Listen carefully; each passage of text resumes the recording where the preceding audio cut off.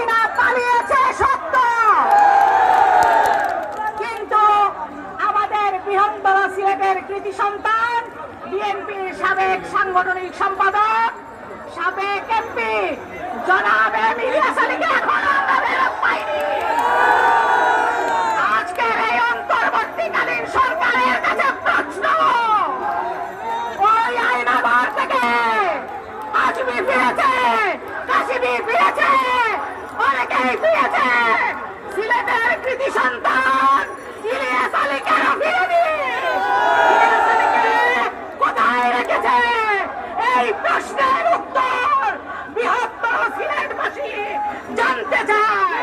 অন্তর্বর্তীকালীন সরকারের কাছে আমাদের প্রশ্ন, অবিলম্বে ইলিয়াস আলী কোথায় আছে তা আমাদেরকে জানাতে হবে, আমাদের কাছে ফেরত দিতে হবে। আমরা দেখেছি ওই ক্যান্টনমেন্টের ভিতরে আয়নাঘর তৈরি করেছিল খুনি হাসিনা, সেখানে মানুষকে রেখে নির্যাতন করেছে, হত্যা করেছে, খুন করেছে। সেই আয়নাঘরে শত শত মানুষের কঙ্কাল উদ্ধার হয়েছে। সেই জায়গায় আমরা আজকে জানতে চাই, যারা শেখ হাসিনাকে সেই ব্যক্তি দিয়েছে তাদের কাছে আমাদের প্রশ্ন, ইলিয়াস আলী কোথায়? জেনারেল জিয়াকে গ্রেফতার করেছেন, তাকে জিজ্ঞেস করেন ইলিয়াস আলীকে কোথায় রেখেছে। আজকে সিলেটের এই আলিয়া মাদ্রাসা মাঠ থেকে আমাদের একটাই প্রশ্ন, আমাদের ইলিয়াস আলীকে আমরা ফেরত চাই।